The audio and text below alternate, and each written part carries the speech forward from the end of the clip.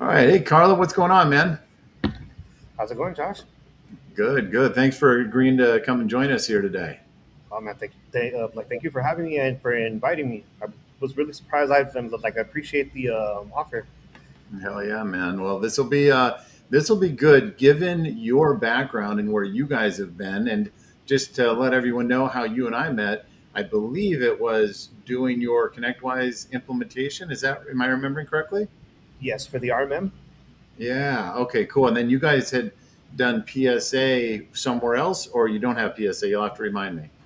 No, I do have PSA. It was just initially during the setup, we kind of had a bit of a rough start, but we were going with ConnectWise was giving us the implementation, but they had to move us to another person who ended up helping us out, and we got things kind of like set up and situated, but we weren't really knee deep into the mix of things to really understand how everything worked together. So with the RMM, I had some hours left after getting all that set up. That's how we got in contact. That I was trying to move those hours over to cover back the PSA. All right, got it, got it. And that's okay. So that makes a lot. That's continuing to make your story make more sense to me because given your background, why you even have ConnectWise is a fucking mystery to me. So let's go back into your background. How did you get started in this MSP journey? Well, we started 15 years ago a marketing agency, and Mm, it's still running great. We still have that running now, and as we started getting into maybe like the last 8 years or so, 7 years, maybe halfway through, we started really seeing how much IT is intertwined within marketing, and mm, how much it actually can be. So, in that process of setting up now clients on accounts that would be like with Microsoft, there was a lot of things with IT that I was now starting to manage, and we started kind of getting a little bit busier now with more of the IT work that we started seeing now more. We were kind of getting things on the legal stance set up properly, like with agreements for marketing side that we're like, maybe now's a good time to separate the IT department to its own entity. And we did that last year. We got that set up on paper that now it's been its own entity. And mm.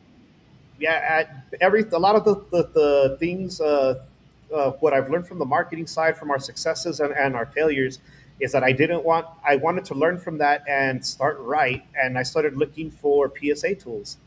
And Nice. I went through quite a few. ConnectWise is the one that sold me. Yeah.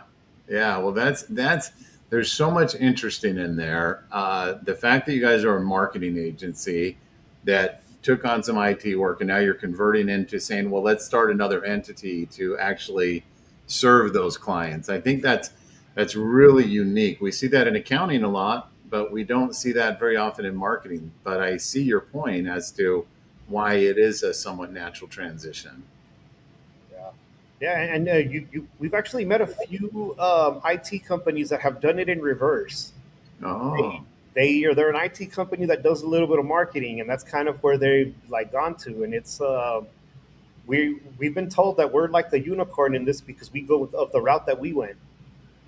Yeah, for sure, and I'm really amazed that you've met some people that were IT firms first and segued into marketing because in the MSP space, very few do marketing well, and we really do sales poorly in our space as well. So that's funny that you met some people that are successfully transitioning into marketing. Yeah, and it's like you mentioned that the MSPs tend to struggle on the marketing side. Is we have gotten some offers asking if we would handle a lot of the workload on the marketing for them, for their clients, and it's we could kind of partner, but they didn't want to do that. They still wanted to provide the services under their umbrella. I see. So, That's funny. I do have the firm that does our marketing tactics. Recently changed their name from Guerrilla Marketing.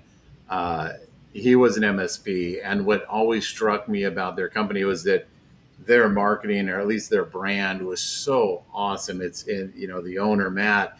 He's just has such a gifted eye, and he understands the technical aspects of marketing. So he did very well as an MSP, sold it, and then said, I'm just going to start up a marketing firm. And it's just he's just crushing it, serving MSPs and all sorts of companies. So there are those guys, I suppose. So I think that's going to give you guys a massively competitive edge of hearing how you guys market your marketing services and your participation in your community. That's just going to be such a great head start for your IT firm. Is that something you guys have already considered, as well as how you're going to have kind of a leg up? Yes. So I was just at an exchange security conference event last week, and it was a 3 day event. The first, they have kind of where you're like in groups. They break up a bunch of MSPs that get sponsored to go, and it's all from all across the country, and they'll break you up into groups, and you're meeting different security vendors, Mm-hmm. whether it be their distributors like PAX 8, B&H, or other ones. They had like ConnectWise, Kaseya. They had a few other PSA tools, but they had a lot of email security and cybersecurity developers. They're showing you their tools. A lot of them using AI for the email security. I mean, a great event, and it's very educational. They're also giving out keynote speeches explaining like the world of cybersecurity today, and where hackers are at, like where like the new things that are like coming out that we need to also protect from. Or and in that event, they're showing PAX 8, and PAX 8 is offering, saying that you can create a storefront. Like, no, everybody in my group, that at the end of it, I was like, y'all don't realize the golden egg that just dropped us off, and like nobody is like understanding how dope that is. Now, Yeah. granted, at the beginning, I'm thinking that because they said you can make it public and have them purchase without having a password, username and password. I thought, I could put that as a way for the client, for the potential client, to purchase the license before speaking with me, because this new age that's coming in as business owners is coming in with like my generation car called cable cutters, because Mhm. we tend to do streaming now and more than we do traditional cable.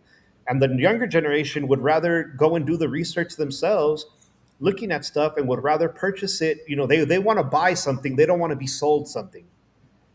Yeah. So seeing that PAX 8 was happening, I'm like, yo, y'all don't know how dope that is. I mean, I started asking questions. Can you install Google Analytics? Could I add Tag Manager?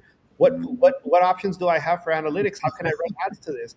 And they're expecting more technical questions regarding the services, and they're like, I'll get back to you. Yes, yes. So I That's was so excited to set up an account with them, and we've gotten ourselves set up, and everything I can see that I can do with it, aside from being able to sell potential clients, there it's still going to be very educational, that I can track a lot. yeah. That's I love your enthusiasm for that. It's the average age of an MSP owner today in the US is right around 45, 47 years old. And a lot of these guys, and that means there's a lot of them that are close and into 60 years old. And just this MSP model has really only been around for about 15 years. I could argue 20 years, but a lot of those guys have been in business 10, 15 years as the MSP model evolved.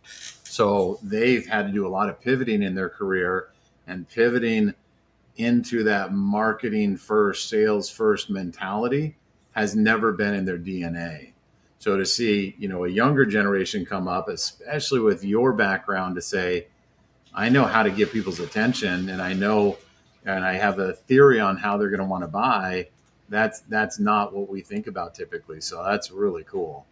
Yeah, but in my group, as I was like saying, I was all excited about this thing of like saying, is that there was somebody who's an older gentleman, an older MSP in my group, that was saying, he's like, that's not really, it's not really a great way. It's not safe. Like, we don't want to end up having the client purchase what they think they need. And I just told him, you're absolutely right. This is not the best practice to do, but it's the way the industry is going. We either adapt or we die, That's and right. it's all about pivoting. We have to. It don't matter how great we think we are is in doing something. We may be that unicorn that breaks through, staying in the lane that we're going, but sometimes where we're going is running ourselves off of the cliff by staying in on that path.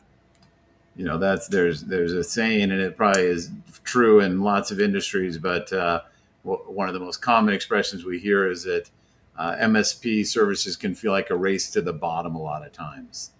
How cheap can we go? How commoditized is it? And plenty of people play that game and they don't ask themselves that question. And which is where, like, cybersecurity, compliance, these types of evolutions have started to kind of slow the race to the bottom, but it all kind of cycles back around to eventually what was new is old, and now it's just again a price issue. So the longer we can delay that, the better. But I think that kind of creative thinking that you're expressing is huge. So let me ask you this. So you started serving your marketing clients with some IT services. You kind of looked around and said, why don't we take this even to the next level and spin up a separate entity? Is that right? Yes. And then you went on the hunt for the right tools, which is huge because your tool stack is not inexpensive at all. So you had to jump. What compelled you to make that jump so early on? It's a great move, but what compelled you to do that? Well, the IT part is something that I had always been like it was always like an idea or a thought or a dream that like I had, but the marketing just is so much fun. Like it's just so much fun because that's probably the most forever changing industry that it's the one that's just you learn a tool today, by the afternoon there's three new ones. Yeah, And it's but on the IT side, it's just I've been very I've always had this little niche of wanting to understand how the computers worked. I don't know how many I messed up in high school, just trying to take them apart, trying to learn the parts, and it was always something that I enjoyed doing. And it just came natural, like everything came easy, and understanding it, that it was like, man, I really like this. But is dealing with like the marketing side, it was just so much fun, like, and I stuck with it. But seeing the IT stuff, it was stuff that I gravitated toward, that it was very easy for me to say, yeah, yeah, we can set up that, we can set that up for the client. And it's it could have been something as easy as creating an email, but it was because I needed the email to use the SMTP to attach it to a tool for them to be able to do some email marketing. And it's like, for whatever reason, I tend to find the most complicated way to make something, and it's just because I want to test something out. yeah, So with it is, it's just as we start seeing the legal part of it and how quick something can go wrong on the MSP side, we didn't want it to mess with anything on the marketing side. yeah, yeah, So we want to keep the two separate, because if something goes wrong on the marketing, we don't want it to affect any security or anything that we may have with the IT and the yeah, MSP side. So yeah, it was, we ran in. I don't know that we ran into really any issue specifically that caused us, or that had us looking at the legal side of things. But I think it was when we started looking at the agreements and creating an agreement for stuff on the marketing, that was kind of where we started looking more into like the legalities of stuff, and then it like opened up our eyes. It's funny you should bring that up. We work with a copier dealer who's been around. What's 2020? At least 50 years, and they're probably in the 70-80 million dollar range. They spun up an MSP, which is a very natural progression for a copier dealer to spin up an MSP. And they got, well, they were probably about 5 years into it, and they were at this point where they had to decide how hard they were going to push on the MSP. It hadn't taken off huge, and their board of advisors, I never met them, but I imagine they're all 50 plus years old. That was the only thing they wanted to talk about, was the liability. You know, Printing copiers. What's the worst thing? Printing copies. The worst thing that's going to happen is somebody can't print some copies. You start getting into that MSP side, and that liability was just a huge risk point that they identified. And I don't think they've even yet made a final conclusion on what they're going to do, but there's an experienced legacy business that said, is this risk worth it? So I think you're definitely insightful to say, let's separate these entities just in case. Yeah, and it was more like we had already talked about an IT some years back, and we had we had already thought of the name, purchased the domain, and we really hadn't like moved on like actually doing it. And it was just, like to understanding now what that first million to make is always the hardest. We understood now. Oh, we get it now. It's Mm. the being able to set up or create a process that is strong down to the foundation so it can be replicated. Yeah, we like let's do what we can to do for each department, and then we can talk about doing the IT. But then it just, there was just so much kind of coming and things happening at the time that it was like, nah, we kind of need to do this now. Yeah. Well, I want to share this thought with you and get your take on it. So, the in the MSP world, what my observation has been over the last 20 years is everybody who's not an asshole gets to a million. Right? If you're involved in your community, you know people in your businesses in your community, and you have a general sense of what you're doing, you can get to a million. Okay? Like everyone gets stopped at a million, like everyone. And for some people, it's real easy. It's 2 or 3 years. For other people, it'll be their entire career, 20, 30 years to get to a million. It's that second million that then takes some intention to it, where you have, if because that first million didn't require any marketing, it didn't require anything, it was just word of mouth. And if the owner was present enough in the community, they're going to get business. That second million takes a little more intentionality to say, how am I going to sell this thing? How are my packages really looking? How am I, getting beyond my the value of the people I know? How do I get to know who you know and who they know? The hardest million out of it is getting from 2 to 3. That is the hardest. Like 10 years ago, everyone got stuck at a million. In the last 5 to 7 years, everyone's getting stuck at 2 million. So I think 2 million is the new million, but it's that going from 2 to 3 that seems to be the impossible dream for most people. Because at that point, you typically have to put some real intention towards selling. So I'm going to ask you, based on that, if you believe my observation, and if I told you that first million is not, in fact, the hardest, when do you guys want to hit the first million? Man, I would say probably, given in like time and how it goes, is that I would love to say tomorrow to make that first million, but of course I have to think realistically based off of like of knowledge and processes being able to accommodate for that. Is that I would like to have it to where probably within the next 2 years being Yeah, able to hit that, and I do strongly believe that we could. I believe it. That's just the fact that you gave an answer already puts you in the top 15%. And that sounds like I'm gassing you up or making you feel good. I'm not. The business owners that we typically meet as MSPs, they're what they would call, or what I would call, an accidental entrepreneur. They were good with computers when they were in high school. They went to college or started college and got distracted by their dad's friend's business, wanted to hire them to do some work. And then 7, 8 years later, they end up with $1 million in revenue and they don't know what to do as a business. Some of them will just say, hey, this is really great. I make 150,000 a year for my family, and no need to rock the boat. But if you really start pressing them and say, great, you made it to a million, when are we going to get to 2? They won't give an answer. They won't say, I don't want to answer that. They'll talk in circles around it.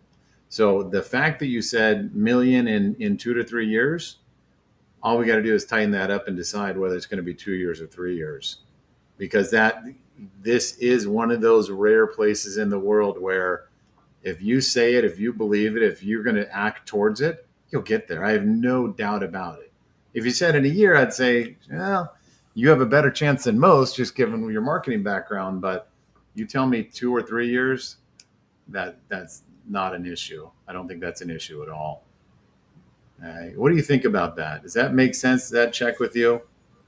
Yes, I wish I had I guess a model or something within my area to be able to compare or kind of show as to something that I would want to be compared to. But there's there's not a lot of IT companies. There's not a lot of MSPs within the area. There are some that might be cover the region, but are not really ones that I want to model myself toward. Is where I feel is that I like setting myself up is going to be like a. I mean, I know I've been using like unicorn, but it's more setting up something that nobody has really ever seen within this area. You Hmm. know, we have there are competitors that like we do have, but none that I feel that would that. And I don't want them coming at me later saying all this. It's like ones that I feel worthy of competing toward. You know, Yeah. it's they're. I don't want to say that it's not that I see myself better than them. It's just we have different paths. I think they've Yeah. been established and have gone down a different road that I want to go through. Yeah. So Yeah. There's it's in any market there seems to be, and you got El Paso's. I think you told me kind of that 800,000 range. Um, when I think of the million person communities, I can typically name off three MSPs that I've heard of in just about any one of those cities, or my HubSpot can tell me. So there always tends to be three, and one of them is going to be, the true blood trunk slammer, that guy who makes a nice living. It's just him. Maybe he's got somebody that helps him out. They do a couple $100,000 a year, and we love them and we want them to be there. Then you got that middle guy who is at reaching into that million and going for it, not making it look easy by any stretch of the imagination, but they typically have the right tools and they have the right mindset, but they're just not there to light the world on fire. Then there's always like the outsize performer, that guy who's doing 5 or 6 million and just crushing it on every level. And that's just where everyone knows that person and goes to them. Have you seen those three tiers in El Paso? Have you noticed that sort of trend at all yet? no, What do you see? um, we see that there's one company that can be very they're big enough to where they like they cover the region, right? They cover, I mean, they cover I think as far as maybe Albuquerque or up north as far as like Albuquerque, maybe, and then all the way to like Dallas. Um, with El Paso in the mix, that they're just so big that I've noticed that it's just they don't even know what sometimes that they're charging their client for. Is Mm, that then like get clarification, like things like that of like what it is we're being charged, and then they get like a license count that it doesn't even reflect what we see in their Microsoft account. right. We see companies that are so big that like small companies can fall through the cracks of their support and to be able to give a definitive answer of stuff. And I see unorganized information. So is that's what I see is a company that is just maybe too big for its own good. And Yeah. the other ones that I see are, you mentioned there's no company or no MSP that can make it to a million that is an asshole. Hmm. I've met that one that probably. I mean, I would assume he's probably doing pretty well, but he has a large amount of the like businesses in El Paso, or at least the ones that we come across on the marketing side. We're like, oh, you need to contact our IT company to for you to get access to the domain so you can point the website to it. And they know me on a first name basis. That other IT company that they may not know that I have my own MSP company, IT company that I'm getting off the floor, but it's yeah, it's I like those are the two that I see. I haven't really seen one that has like stuck out. Like on the marketing side, my partner Raul, he he's really the face. Like he's put his face out on a lot of the videos that the podcast. It's him. Sometimes him and I on there with guests, and then we're doing skits. He's in the skits. A lot of the other team members are in the skits, and he's also doing the El Paso trivia, the one asking the questions. Yeah. Yeah. A lot of things of him putting himself out there that is kind of like a business model that I would want to follow. Is I Yeah. want to be able to be an MSP that is able to provide educational, informational things while at the same time showing some humor to be able to keep them attentive. Nobody Yes. wants to see an example like a roofer. Nobody wants to see a roofer and all the nice roofs that they do. They Mm, want to see something funny where somebody hits their hammer, uses the hammer, hits their thumb, falling, they fall off a roof, explosion, boom, beautiful roof on the next clip. It's just things on how to keep engaged, but it's just, we've got to make it entertaining. A lot of what we do, you know, they said in that exchange security event is like, man, I've never seen so many nerds. Was the first thing the first speaker said, and we're all laughing. We all know we are. Right, right. We're not offended by that, but it's just like funny to say is that a lot of what we do may not seem like the most entertaining or the most like the most fun to do, but to us it is like we don't want to do anything else. Just let us be. I So think it's that is I guess model that I would want to follow is to be that person that is known, that is I don't want to say famous. I want the trust, I guess we'll say. It's more that connection with businesses that when they see me, they speak with me, they know we're going to be taken care of. We're going to be Things are going to be done right. We're not going to be taken for a ride. We're not going to be forgotten.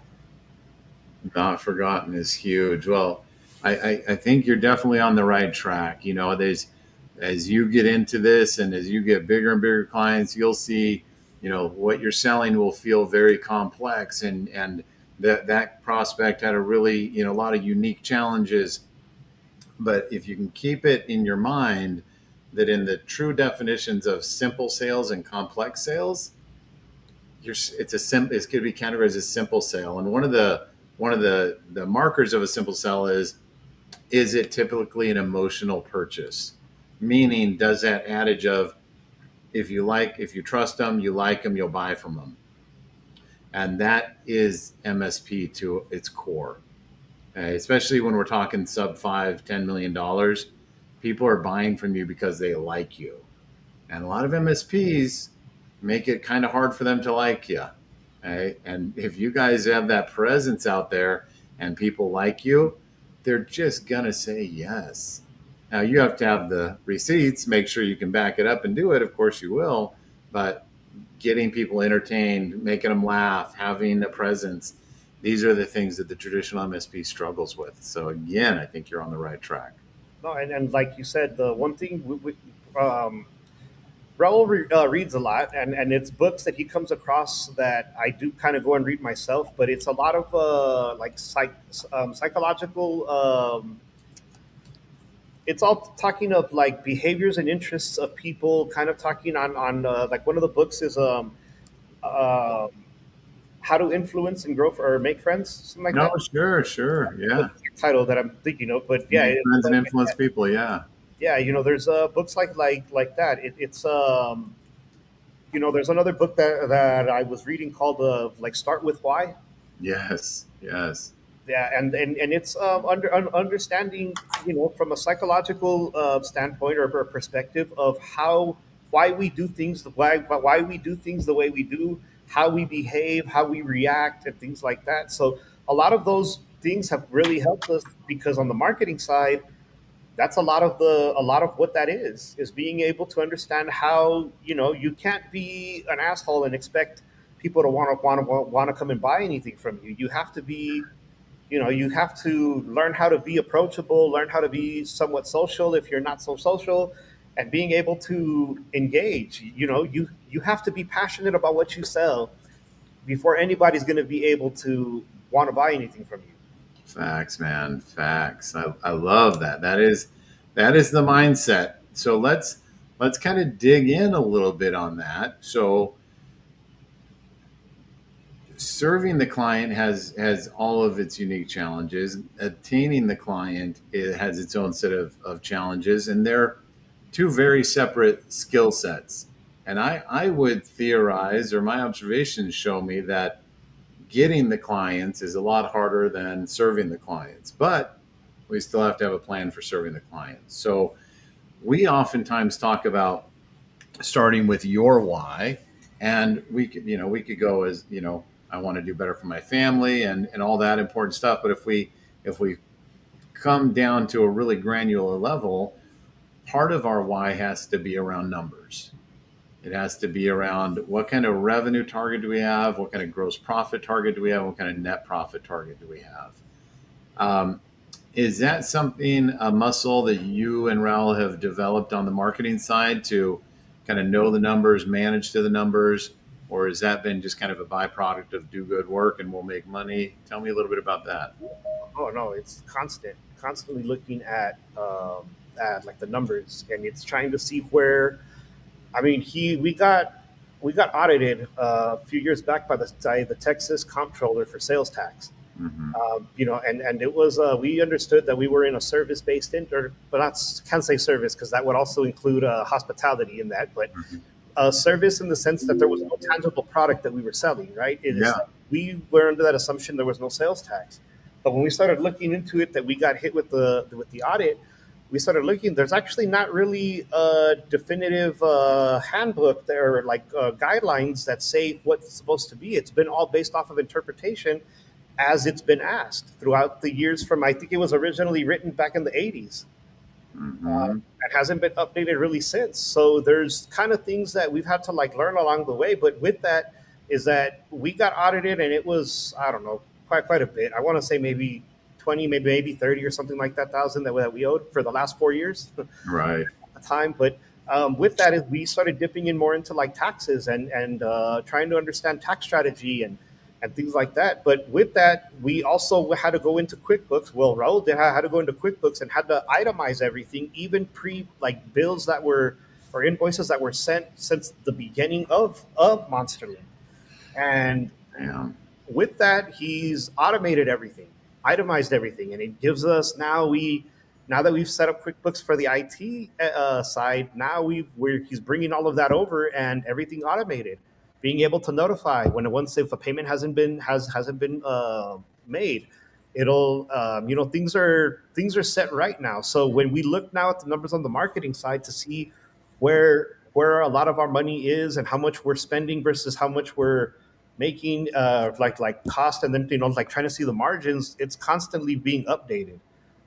That we may look at it to see, you know what, it's costing us a little bit more now or it's costing us a little bit less because we're making you know now with like AI in the mix of things, it's you know a lot of the workload is now being thrown over to chat gpt or other AI tools that we may use for video photo and things like that. But it's yeah, it's just something that we've always been looking at. Well, not always.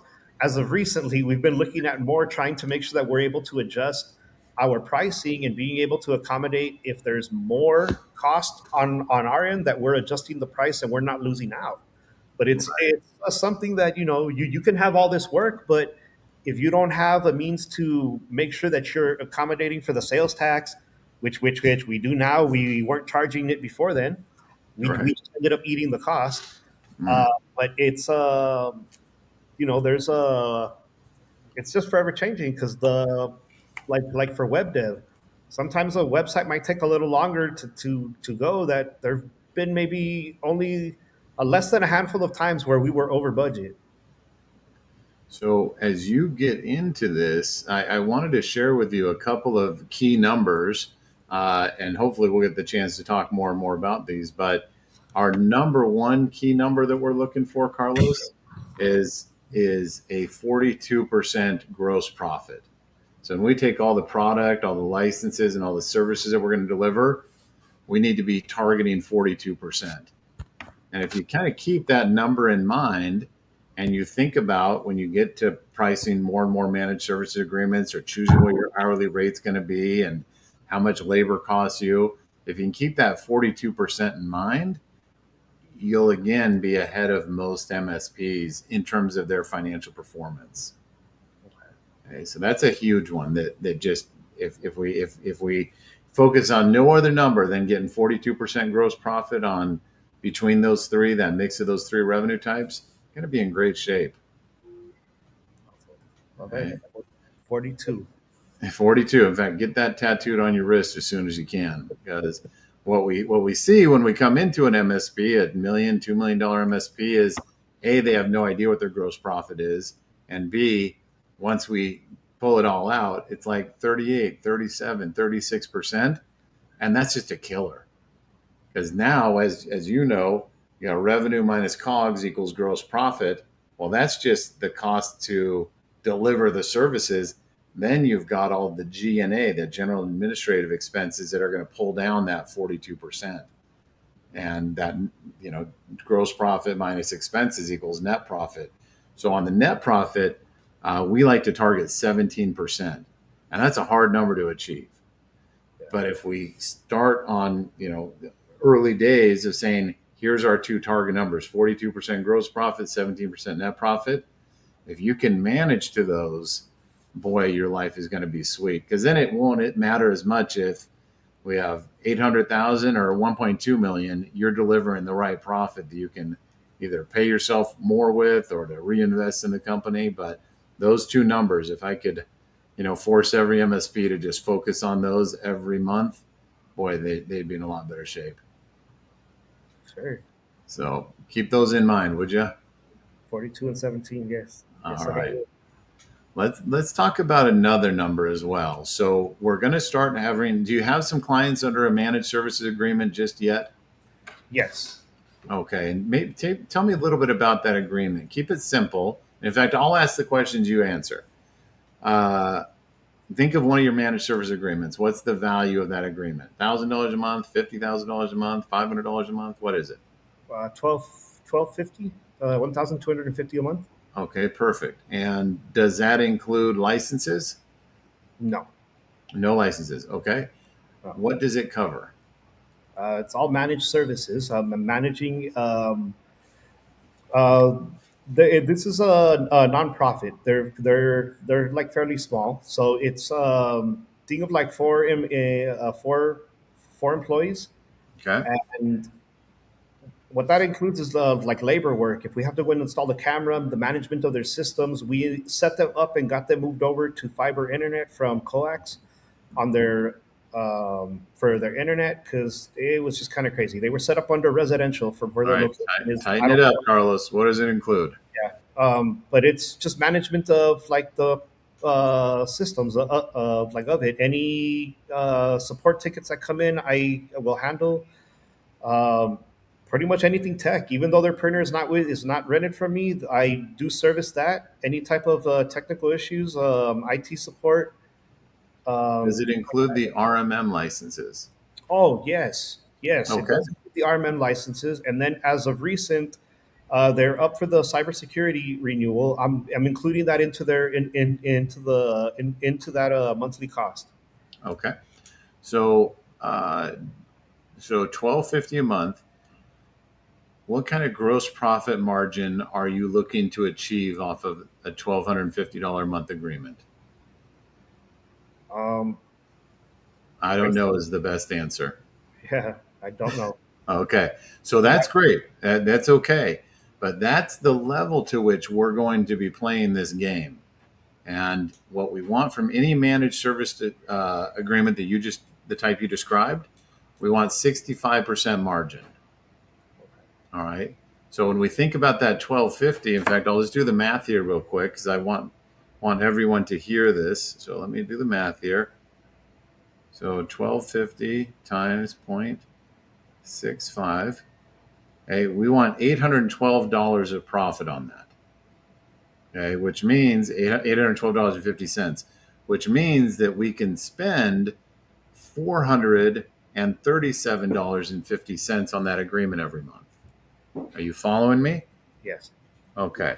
So $437.50. If what those costs are comprised of is sounds like 4 RMM licenses. That'd be the hard cost. You have some cybersecurity type licenses that you include in there. Yes. Now. Yeah. And what do you reckon that is a month? How much my cost is for it? Yeah, your cost. Uh, 40 a month for all of them. All in, okay. And your RMM licenses, you're probably putting at around $2 a license. Yes. Okay. So we'll just, for easy math, we'll just call that $50. Are there any other licenses we didn't talk about? No. Okay. So if we take 437.50, and I know I could do the math in my head, but 437.50 minus 50, that leaves us $387.50 that we can spend on that agreement in a month. and that is all allocated to the labor. Mhm. All right. So for you're the guy doing the work, right? Yes, sir. Okay. So we won't put you on the spot, but let's just pretend that you make $75,000 a year. Okay. If we said $75,000 a year, that equals about, well, that really works out to about $38 an hour. Okay, that's the cost of yourself to your MSP. So if we said we have $387 left that we can spend, you could put 10 hours into that agreement plus the cost of your licenses and still hit that 65% margin. Nice. Does that make sense? Yeah, that makes a lot of sense, and it's we did kind of calculate as far as labor into it of like hourage, because there would be some months that would be less than the 10, there'd be some months that would be over the 10, but we would be able to flux, we wouldn't we would take future hours or hours from future months in play, and Mm-hmm. it's worked out in our favor, to where we're not over on Right. labor. Yeah. No, that's good. So that whole concept is called agreement gross profitability, AGP. Okay, so in this case, really good solid sanity agreement. 4 users, you can put up to 10 hours a month into it. That's great. If I look at this agreement from another standpoint of how you priced it, I might look at what did they charge per user. And you told me they have 4 users, right? Mhm. And you're charging $12.50. That sounds like about $315 per user. Okay, Yeah. that's outstanding. That's outstanding. Okay, so if we can keep in that range, we're going to be in really good shape. If we grabbed 100 MSPs from 100 different markets, we'd probably hear somewhere between $150 to $200 per user per month. And it is a little easier when it's a smaller client to get closer to a higher number, but that's a really solid agreement. But what you now have to do is set up that ConnectWise PSA as you may already have done, have that agreement built, enter your fucking time every minute you put against that agreement so that at the end of the month when you run that AGP report, you get the exact number of what it was. You understand what I'm telling you? Yes, sir. Yeah, that's going to be the key. And, you know, if you're a, $1 million MSP, you probably have somewhere between, 25, maybe 30 clients. If you're 2 million, probably have closer to 50, 60 clients, maybe as low as 40. If you keep that AGP metric top of mind your whole journey through, you're not going to be caught upside down. And believe me, that is the number one killer of MSPs is getting that client where they over under priced it and over delivered on it. You can't do both. You'll go out of business. Yeah. So if I told you 65% of the target is 65% AGP is the target, what I typically see when we run this report for the first time for a lot of people, 50%, 49%. Well, there's no sense being in managed services if that's the kind of numbers you're going to deliver. So, Carlos, on so many levels, just through your own business experience, your own intuition, you guys are going to kill it. You guys are absolute killing. Do you remember how you came up with that 1250 price? By the way, because you nailed it. And to be honest, we thought that we went kind of low. Yeah, And it was, that we had to kind of, they're a nonprofit, we're not, we were trying to accommodate for all of the workload that was going to need to be done, because it was going to be a complete overhaul of their whole infrastructure. yeah, But yeah. Well, okay. Did you charge him to overhaul, or did you wrap that in the agreement? well, we wrapped that into that, cost, because it was a year contract, and with the amount of things that they needed, we knew that we couldn't do it all in 1 month, even if we tried. But two is it's, doing things, taking it as a project at a time. I completed all of the projects that were needed, quicker than the year, but it's been, we have not gone over, which has been um, like nice. There hasn't been a month that we've had to pull hours from future months to into here. We've had hours left over every month that I've been able to use when the workload was kind of high for whatever reason we were doing, or for whatever we were doing. But um, yeah, I can't tell you what it was. I was like what we had in mind for it exactly, that we came up with that price range. It was that we went based off of hourage, but not so much just on labor. We were thinking of how long is it going to take for us to train them on this new system that we're going to be implementing, getting the Wi-Fi set up, getting everything set for cybersecurity. How long is that going to take? And we accommodated and looked. We put everything into like a pool, kind of said it was going to take this much, and then added another 10% of like hours. And yeah, that was kind of how we dictated the number. So At the that time, we that were works. set up Yeah, as a go ahead. Microsoft partner to include the licenses, but it's now we are. It's Mhm. something that now we're going to be including in everything that we do. Well, I love the way you guys thought about this. I think there's the conventional wisdom around these agreements is keep the remediation project separate from the agreement. But I think there's lots of room to play around. As long as you're studying it and looking at the outcomes, you can play with that. But typically, what we would do is say, to support you guys is going to be this much per month, and you contain that price to whatever it's going to take to support them. Then you say, in order for you to be on our managed services, in order for this to work for you, here's the network issues you're dealing with, and we're going to handle those as projects. We're going to handle those projects under a separate agreement, or a special separate contract. So we need to get your Wi-Fi ready. We need to update these machines. You need this new software, whatever it is. Those would be separate projects. This one worked out beautiful, and I think you're going to do right by experimenting with that in the future. But one of the places that managed service providers get in trouble is this concept of a MAC or a CAM. Have you heard those phrases? Mhm. Moves, adds, and changes. Yeah. Yeah, that's where you can get really killed. And if we keep the remediation project in line with the agreement, those moves, adds, and changes could bury you.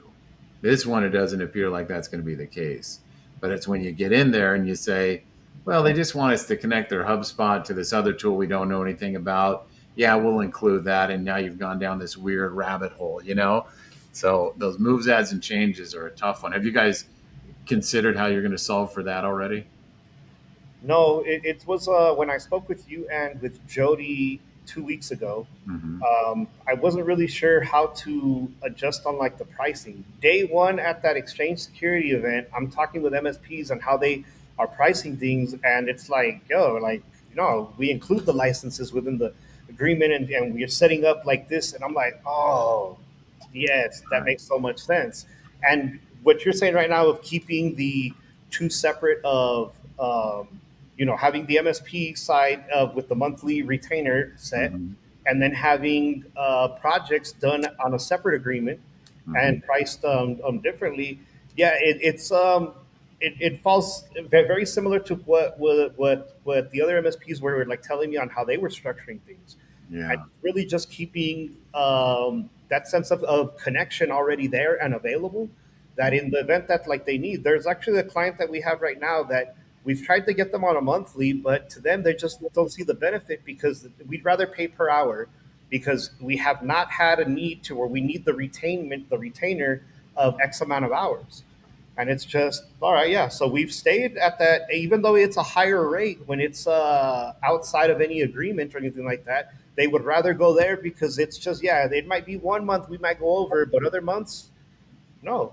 So Listen. with that is it kind of like helped me to where I had a real situation that, or a real time that a situation like that would have been helpful, Yeah. or that like a pricing model or a billing model, agreement model, uh, like the use case of that actually makes sense that it would work. That it's like, man, I don't even have any way to try to come and see if where that wouldn't work. That made perfect sense to me. Yeah. So now is it's going through and how I'm gonna be approaching and like that. This client specifically, this nonprofit, the price is gonna come down because I've completed all of the projects that were needed. Right. But the project is gonna there is gonna be a project later down the line. I think with the beginning of next year because they're moving buildings. I have to Yeah. go get that one ready. So, but that, like you said, separate. So, yeah, I think we'll be able to do a lot of we'll be able to do a lot better things.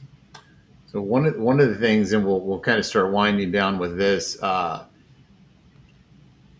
Hourly is not a bad word. In MSP land, people shit on hourly all the time.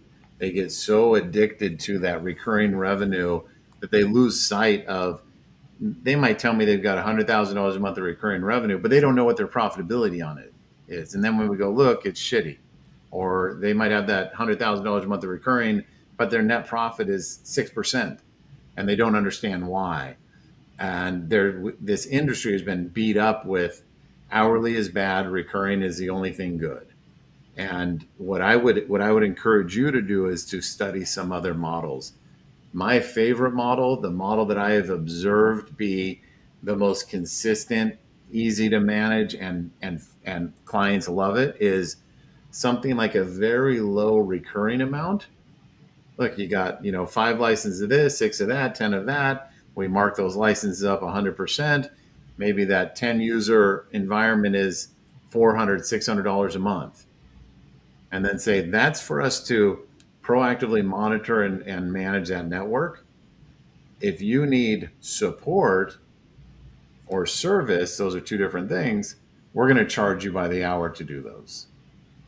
Okay, so we're going to keep that low for that client who's like, why do I want to be on a contract? Well, you want to be on a contract so that we're actually helping you prevent bigger issues from occurring.